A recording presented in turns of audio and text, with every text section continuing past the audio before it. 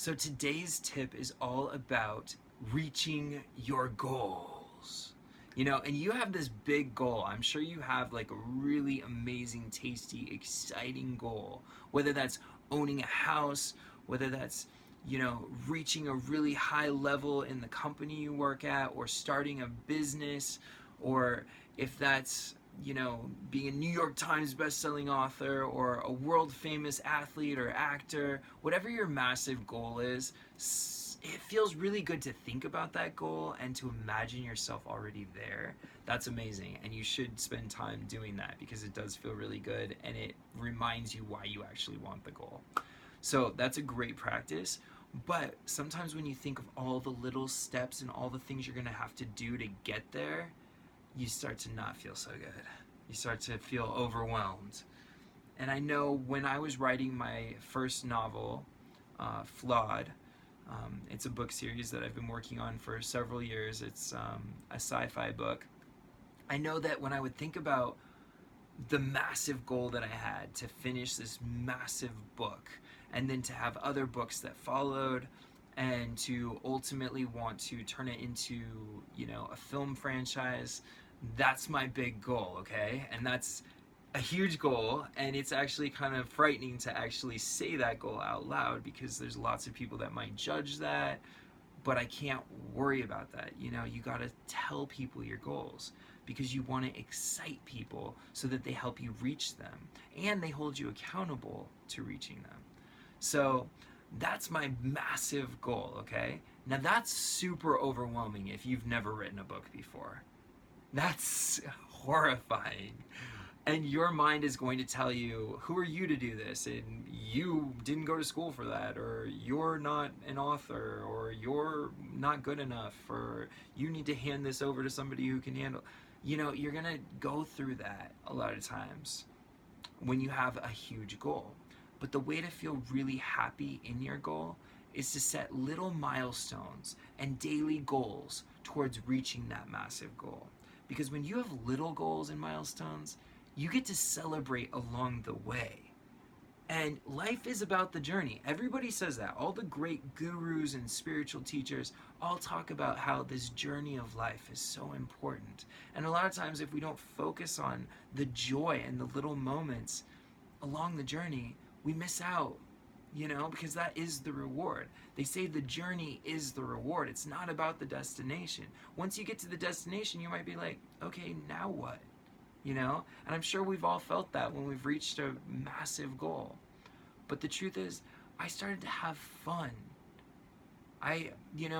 Before I really got serious about it, I had all those judgments and it was really hard for me to sit down and write because I just didn't feel good enough. I didn't feel confident.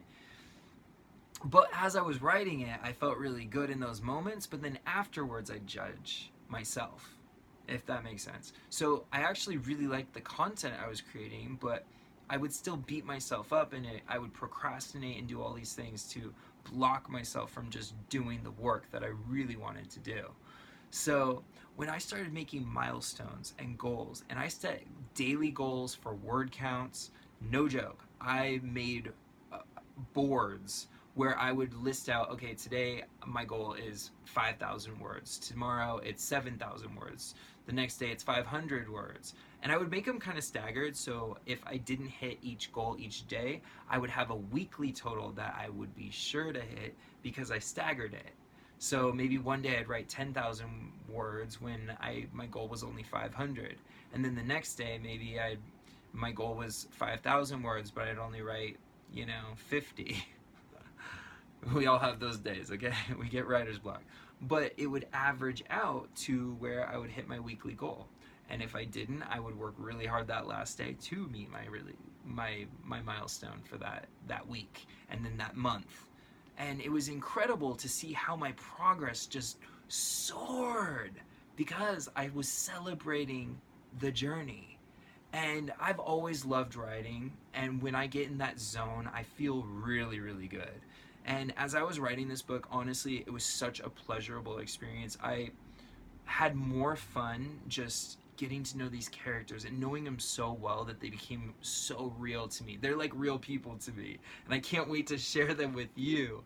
I think there's going to be some people out there that really connect with it, and then when they write to me and I get to connect with them, it's going to be really cool, because when you write a book, you're kind of alone in it until you actually share it with the world. It's like this whole world that you've created, but you're the only one there. It's like you got in a rocket ship and went to a different place, and you want to come back and tell all your friends about it so they can be a part of it with you too. So that's kind of what it's like when you're a writer.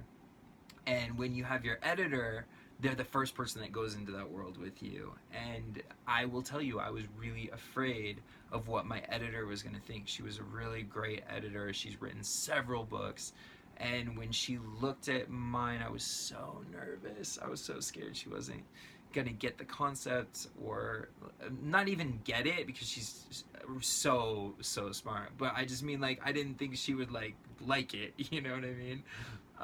Like, she wouldn't think it would fly or it would work, or maybe my character development or something. But when she read it and she started working on it, she came back to me with such amazing positive feedback. And I think the biggest fear I had was my character development, because I had never written anything besides songs, pretty much. You know, I'd written a couple short stories and scripts for drama when I was growing up, that we would like act out in and things like that. But I had never written such a long book, and with such different characters. And I have like 6 main characters, and I was worried that that might be really hard to make work on paper.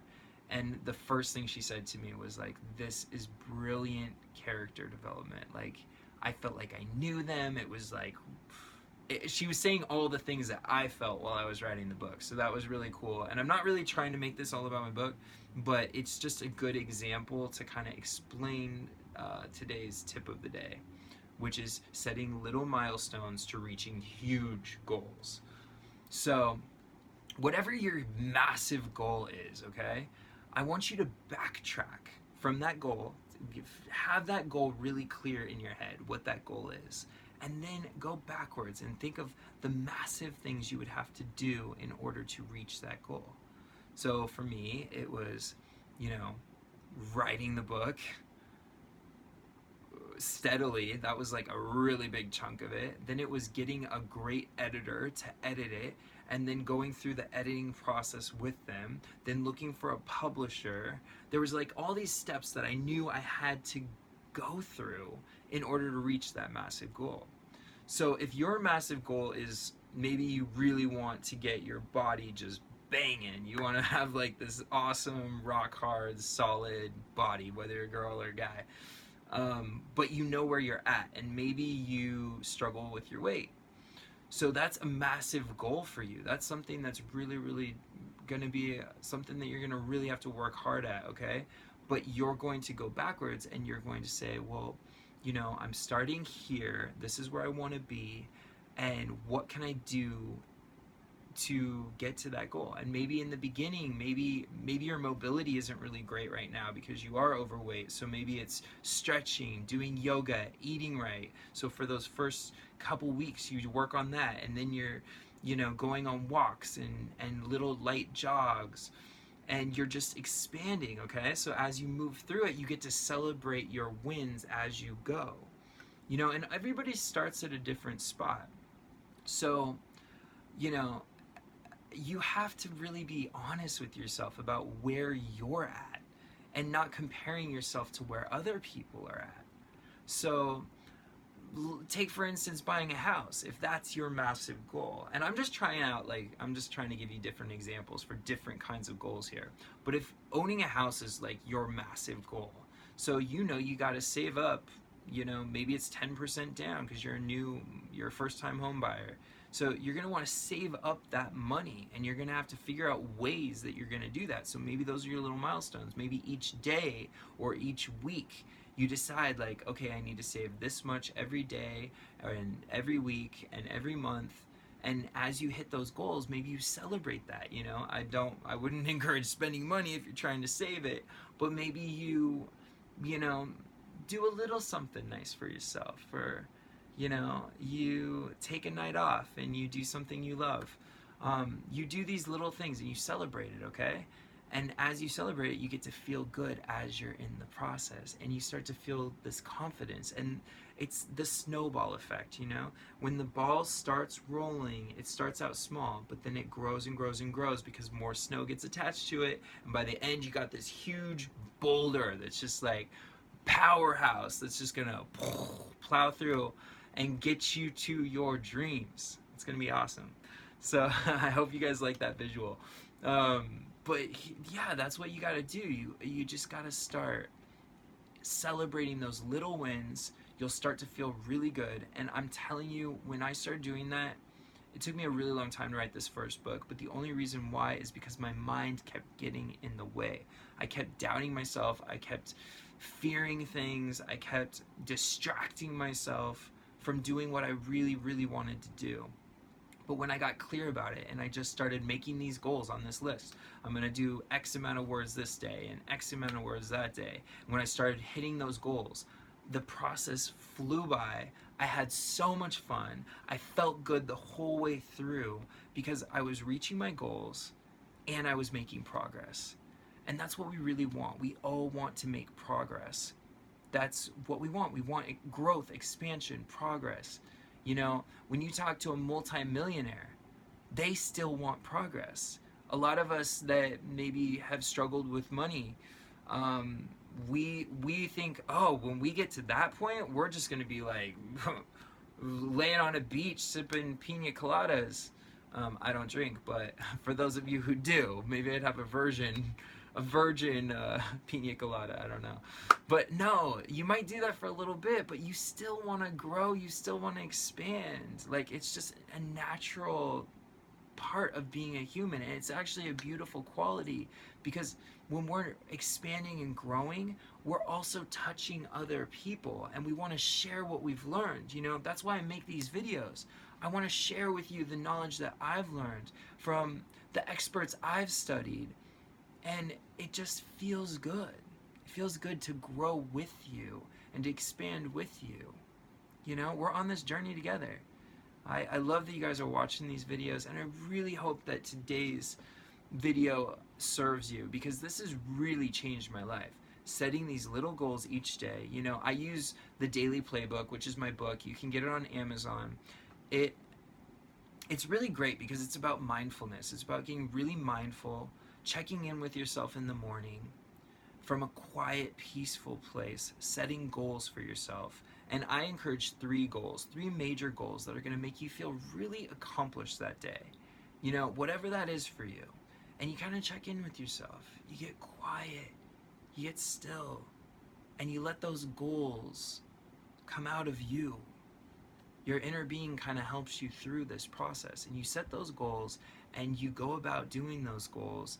And by the end of the day, if you've achieved those goals, or if you've achieved 2 out of 3 and you can put the third one back on the page the next day, you're gonna feel so much more accomplished than if you were just going through the day and not really paying attention, or not really focusing on what it is you really want.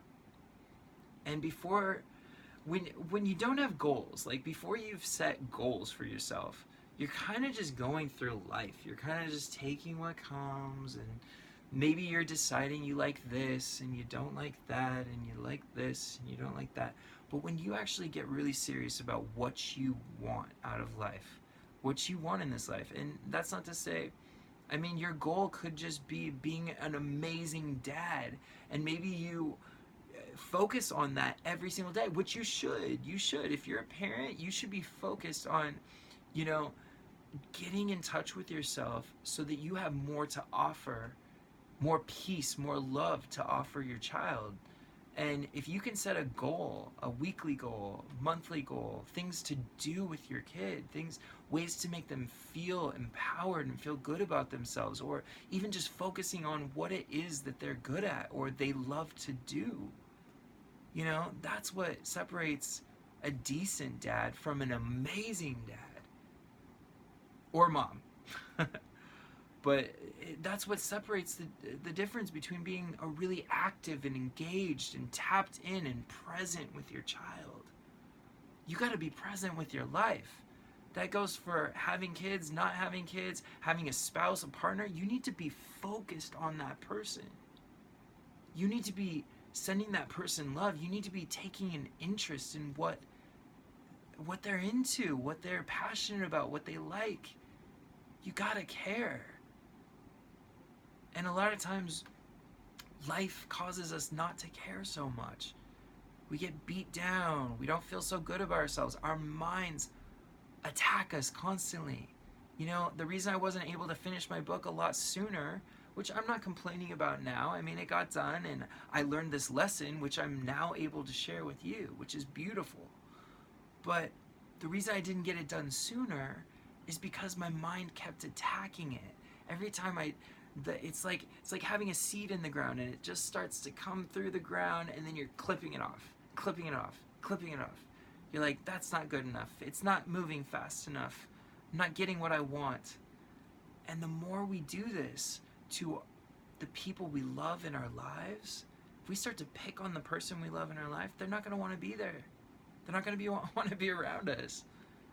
But a lot of times we do that to ourselves. We pick on ourselves.